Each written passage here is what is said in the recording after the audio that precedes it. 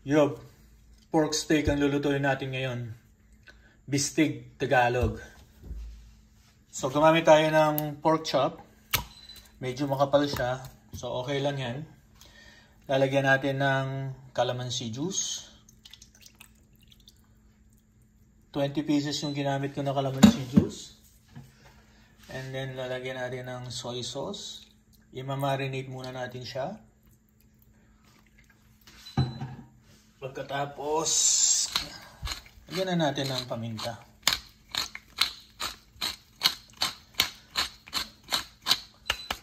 Okay. Pagkatapos lalamasin natin.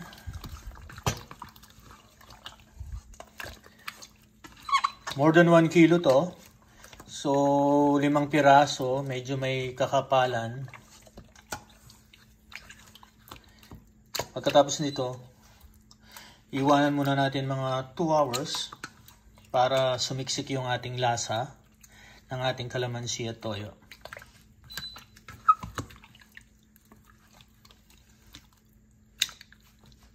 Okay. Yan, prito muna natin yung mga baboy, yung mga pork chop natin.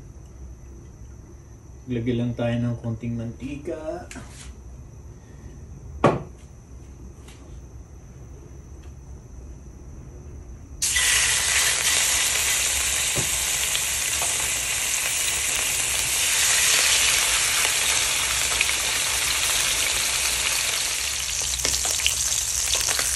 Ulitin natin.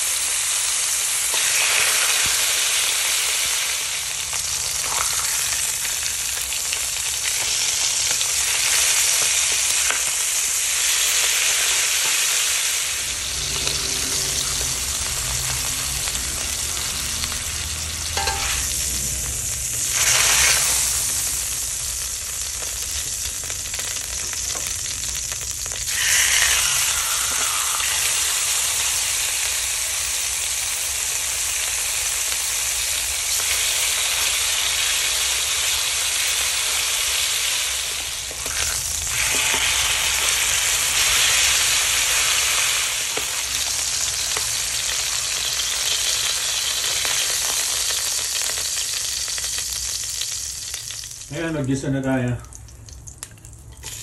Unahin natin itong ating bawang.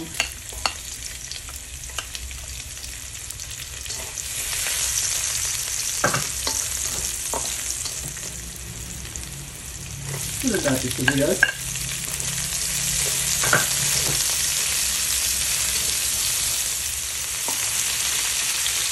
Tapos ilagay na natin yung ating mga karne.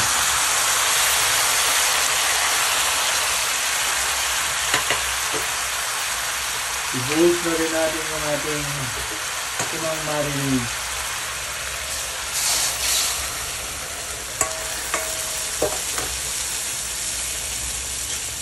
Pakuluan muna natin siya bago natin lagyan ng tubig.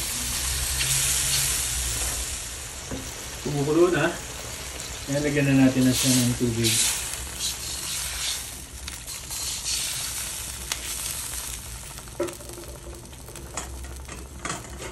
Ito na rin. Ilagay na. Ayusin natin. Pakukuluan natin ito ng mga 30 minutes. Lagyan na natin ng recado. Yan ay chicken powder. Dagdagan natin ng paminta. Hindi muna tayo maglalagay ng asin. Kasi mamaya aalat ito.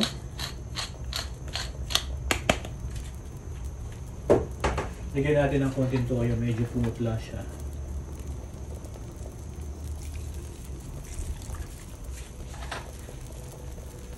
At takpan natin. Balikan natin after 30 minutes.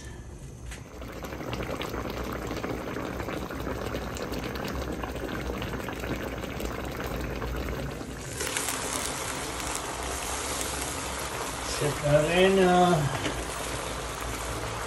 Lagyan na natin yung ating sibuyas.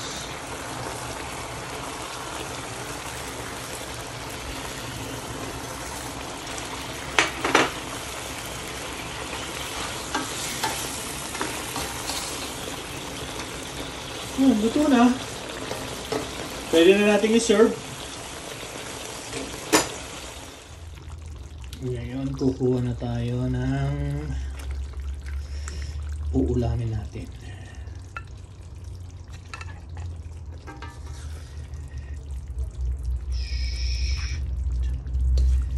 Lagyan natin ng konting sibuyas. Wow. Konting sabaw.